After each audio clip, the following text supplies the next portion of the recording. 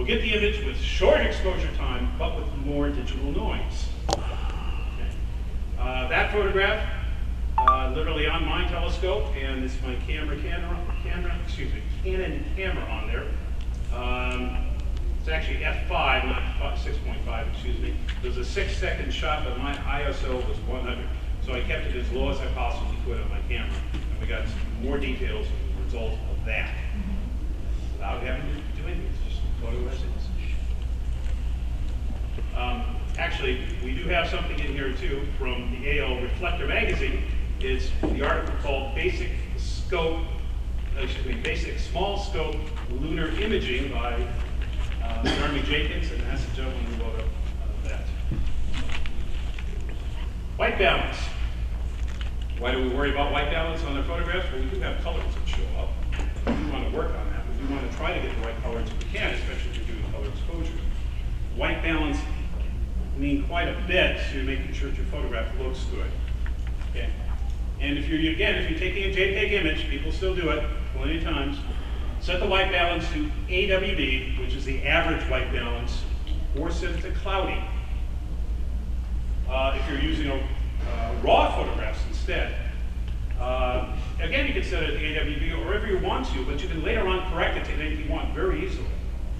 So it really doesn't matter. The raw photograph has all that information, so you can change the white balance pretty quickly. These are some typical things for cameras. Colors of those things will work with it.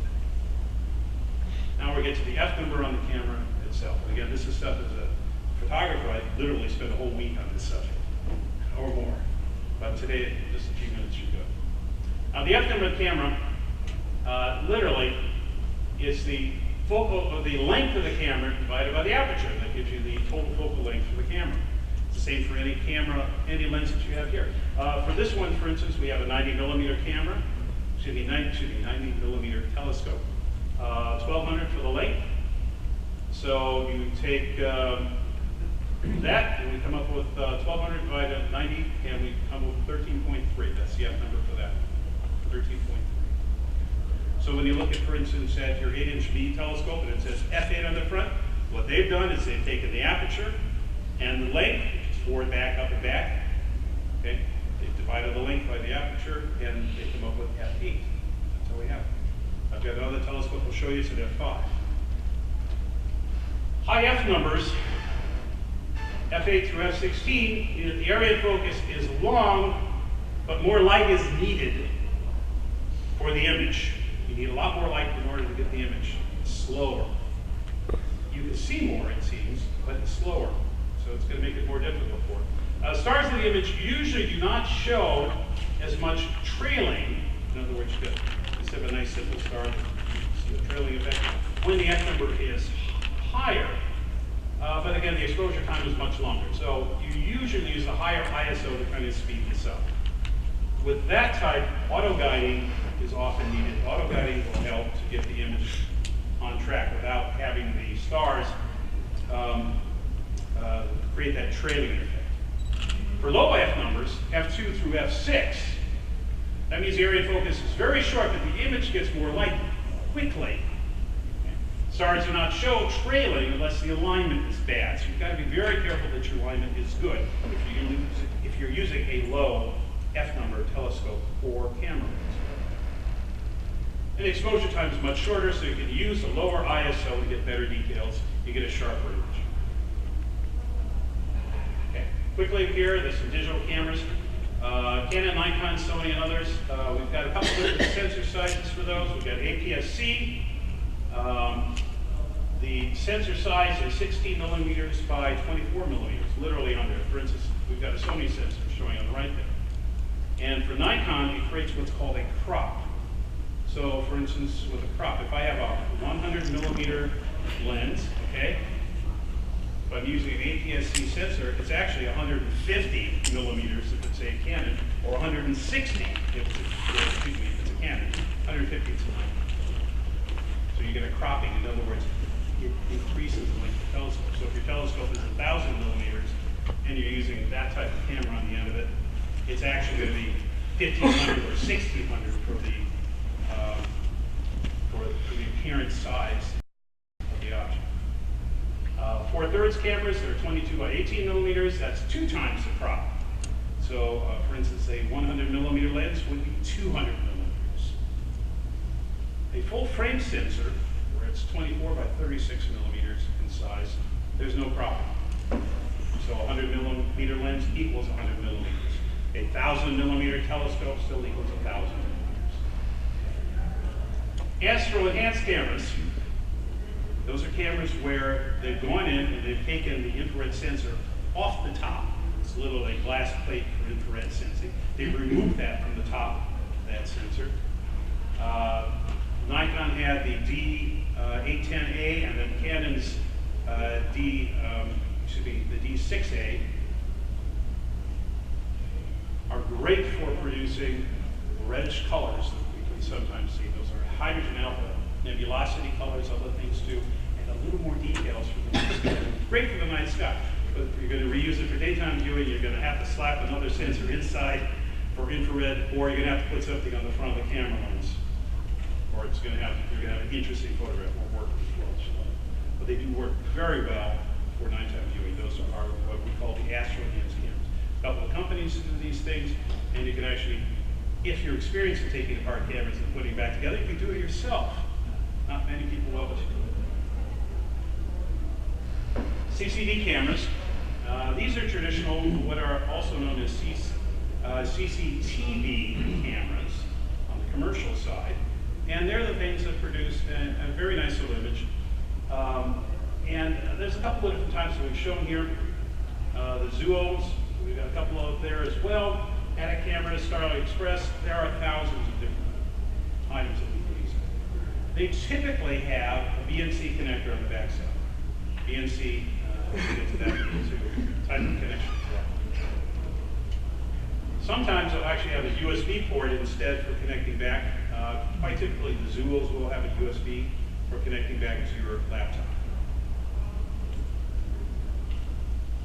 It can also be used for auto-guiding your telescope as well. So any of the cameras we have that we use to take images, we can actually have a second one up there just for auto-guiding, just to make sure it can follow us right. Then we've got CMOS cameras, complementary metal oxide semiconductors, of course.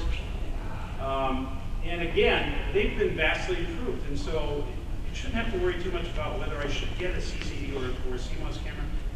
The new ones, you can try out a variety. You can find it. They're quite good for what you want.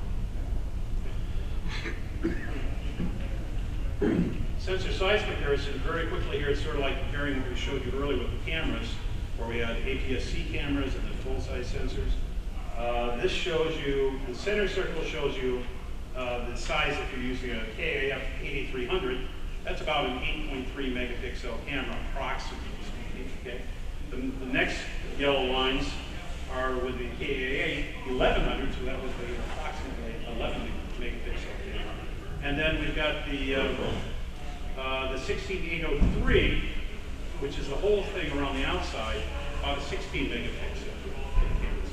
These are larger sensors, and for that you have to actually be a little more careful how we get it set. This is something I've done for my customers in the past, and it shows you what screen resolutions are like and what we can actually get. And let's start with this little box down here, the SDTV box. Okay, that's the typical old-fashioned standard television screen. So when you watch I Love Lucy, you had a screen that showed you 576 by 480 pixels, 576 across, 480 vertical. Okay. As we get a little higher here, we go to the next, the lighter gray box, and that's HDTV 720 or 720. Okay. That gives us a resolution of 1280 by 720. And then we can go up a little higher yet.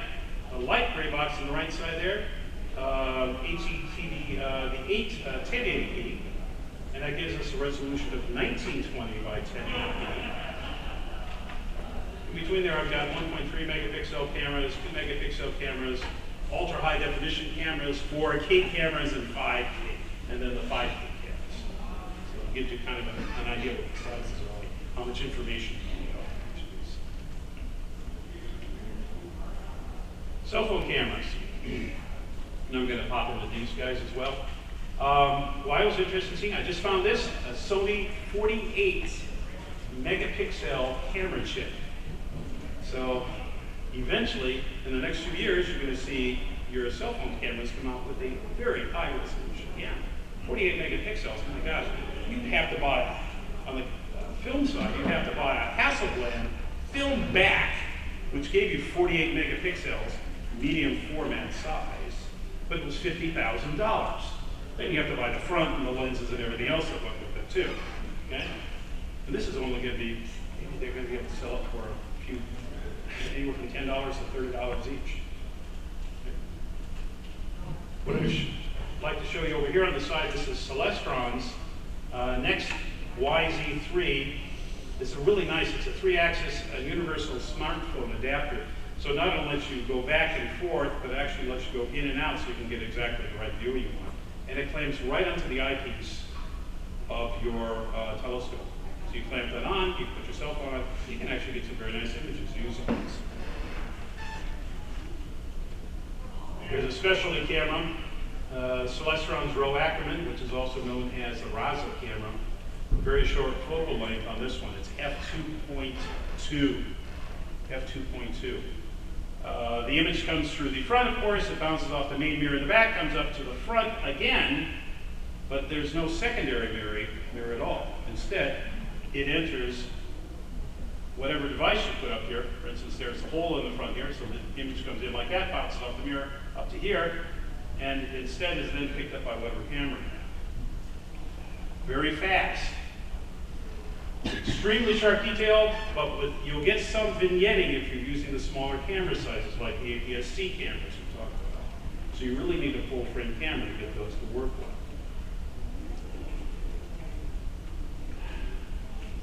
And with these as well, if you don't have it set up correctly, you're going to have some issues with the sensor too. So you want to make sure you're absolutely centered properly on that device. We can also go to some other items too to make things more interesting for us for our photographs. Infrared. This image shows the use of an infrared filter. Okay, it's a methane 12 nanometer narrow band filter, and at 889 nanometers. Okay, that is not all that expensive an item. It literally screws right onto the front of the eyepiece, and then you can start to use that to take infrared images of what you'd like to see in the night sky. Now these next items are, it's a little much. I thought I'd throw them all in there because they've actually shown up in different magazine articles over time. And so we're going to kind of throw them out to see what you think. Okay. There's an example up here at the top, and that's from the ESA's Akira telescope. I'll show you what you can actually see with these. And then we've got the MovieTherm IRXX smart infrared video camera. And this is with a 2-inch telescope adapter on the front of it as well. Not a cheap item, but does very nice images in the infrared side. Here's some commercial infrared cameras. A lot of commercial cameras will let you do infrared size as well, but they usually require infrared light of some sort in order to see things. Okay. There's a smaller one down at the bottom there. You can see there's a penny on the sides of it to give you the size of that chip and the size of the image. Okay. Got a 12 millimeter thread lens attached to the front of it. These are commercial heat detecting cameras. They're not cheap items. The one on the right is $59,400. The one up, the ones above. The fluke heat detecting camera down below, which doesn't give you a great resolution, is still $2,000. So for these types, no, they won't work. Night vision cameras, we've heard about this as well. There's a couple of different types can use it, but again, it comes down to they're expensive to use, they're very difficult to adapt to your camera, and you're not going to like the results. There's a couple of different specialty cameras out there. This one's very nice too. It can actually take an image with almost no light at all. If I look here, yeah, this is a little too bright. Let's try it. Right there. Okay, we've got. Well, actually, this might work better here. I can laser point. This is much nicer. Thank you. The illumination 0.0005 lux.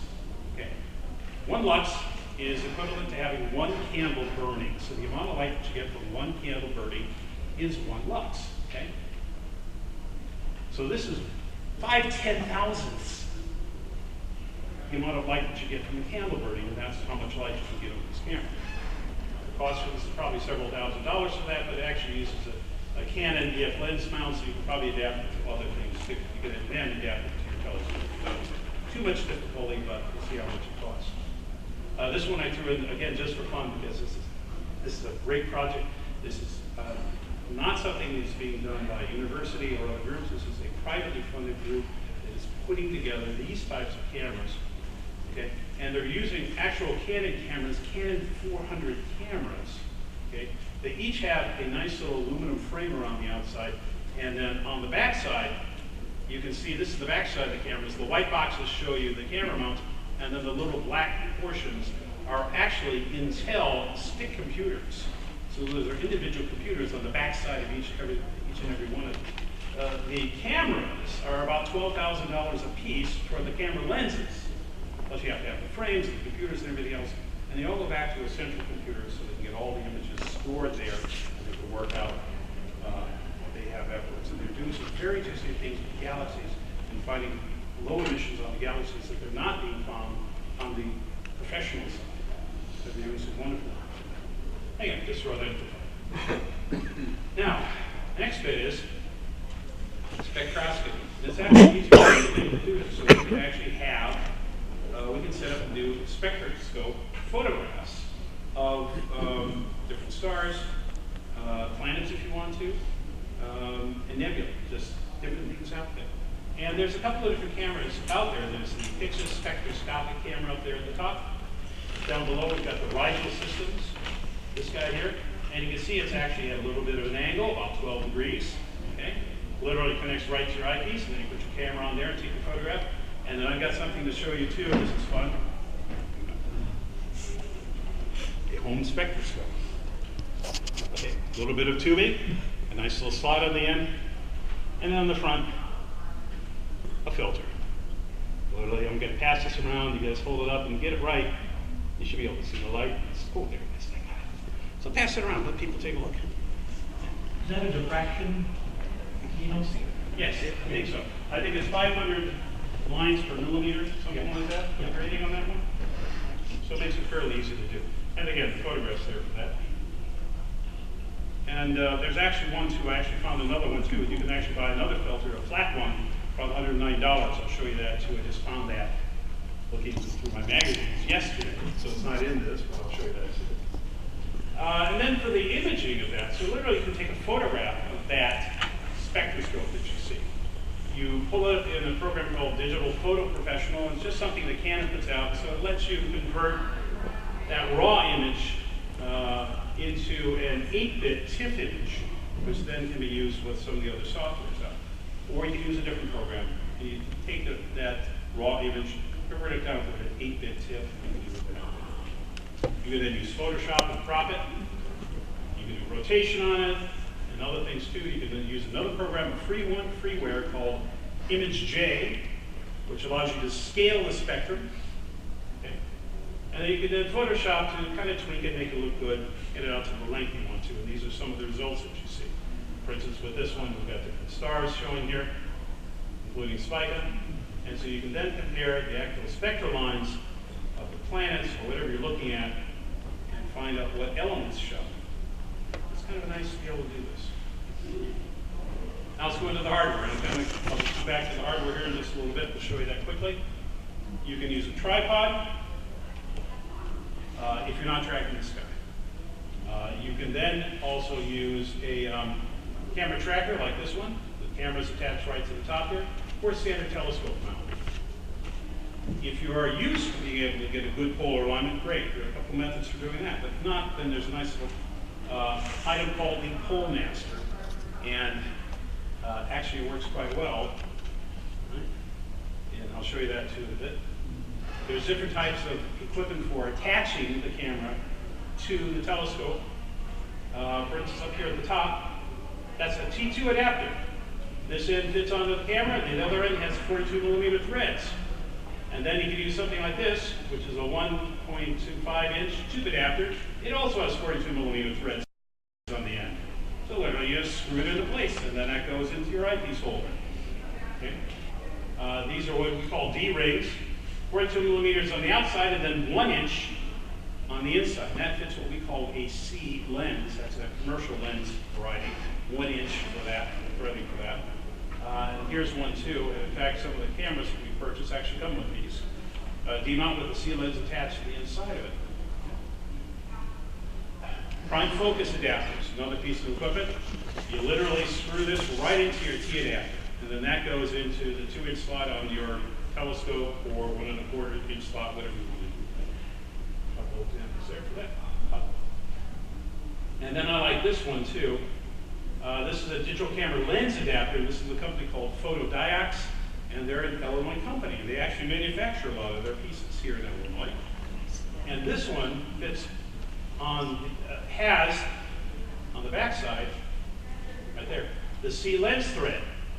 So that would fit into this, into the mount. That mount fits inside, like for instance there, or fits there, or fits into whatever cameras you want to add. So this then lets you attach different types of astronomy cameras to the back side of your standard camera lens. So you can use some of the better lenses to do that. They're not that expensive, like $14 each. Barlow's lets you magnify things greater, 2x, 2.5x, 3x, 4x, 5x. With those, you want to purchase a good one, because the lens does matter. Focal reducers. All right. Why do you need a focal reducer? All right, let's say I have my telescope. It's an F5. It's a fairly fast telescope. Okay? And I look at my image, and the stars in the middle look great, but the stars on the outside, they're elongated. There's some trouble with them. Okay? Focal reducer literally will take that image, flatten it out. Then all the stars will appear good all the way around. What it does is it divides the magnification of your eyepiece or your telescope. So with the focal reducer, and these literally fit on the front of the eyepiece too for this one, it would take, for instance, a 12mm eyepiece, and if it's a 0.5 focal reducer, it becomes a 24mm. In other words, so we're not zooming in, we're zooming out. And literally, it's taking my F5 telescope and shortening it down, which should be taking it out, so it's close, closer to, for instance, an F10, telescope instead of an F5. That means your exposure time is going to be longer too. Field flatteners often include a focal reducer in them as well, but they do similar things. For that, you want to get one that actually matches your telescope and the F number in your telescope. Different types of cables for connecting things. Different cameras will, either USB cameras and power cables, or USB cables, USB 2, USB 3 in the center there. You notice there's a double in for that one. Connected USBs, in other words, that, for instance, is a mini, and with the 2 screws, it keeps them from popping off in the middle of whatever your sessions are.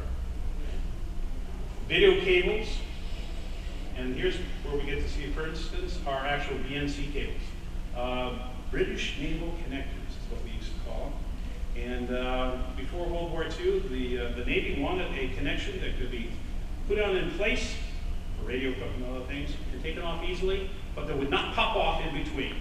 So having something that's simply slid in, like with an RCA connector, won't work. It falls out. The ships rocket back and forth, so they want something to go on and hold its place. So literally, these were designed so that you can slip them on, pull them on a little further, twist it over, and it locks in place, and take it off. Quite a few of the video companies also require that you have RCA cables to connect to their equipment. I'll show you that too. On the far right there, I'm showing a little difference between RG59 and RG6 cables. When you're transferring video images from the CCD camera or the CMOS camera to the computer, if possible, you want to try to use an RG59 or an RG6 cable. You get less video interference, and you can have a much longer cable too. You go up to 1,000 feet with RG59 and RG60. It's quite a ways out. Okay? Sometimes that cheaper, thinner video cable, you get noise on the cable. Sometimes they don't connect well. Sometimes they have problems with that. So having the heavier cables does work. Now when you do have it, you really want to take it and tie the cable down to your camera so it doesn't flop around or move, no matter what size cable it is. You want to make sure you have a good connection for that. Because if it moves out of position, sometimes you can get a very bad video circuit and your images are bad. Some of our people actually like to use the cheaper cable. And Rusty's talked to me about this too. Okay? Because they seem to cause fewer problems for them because they don't move as much, because they're so light, but they do cause problems.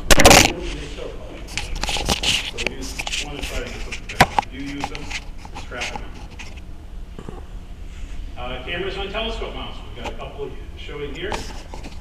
Simple mount here. This one's on the bar, which connects to the camera and so on. And then this is a homemade telescope mount. I didn't bring it with me today, but literally could fit into one of the things too. Camera to lens adapter. And this is a nice one too, and I'll show you this. The quick adapt lets us connect to a 2-inch eyepiece or directly to the lens itself. Sometimes though, that little screw at the top, this one up here, is not long enough to fit a 1 1/4-inch eyepiece. So what you do is just an 8/32 screw, so I just get a little longer one on there, that's fine. A couple pennies. This shows you how to use it, and this shows you with it connected on my telescope here at the top, and I actually have a Zuo camera attached to that to view through it. There are special filters that you can use also. Now, if you're doing black and white images instead of color images, you're going to want color filters, red, green, and blue. So you take an image in red, take another image in blue,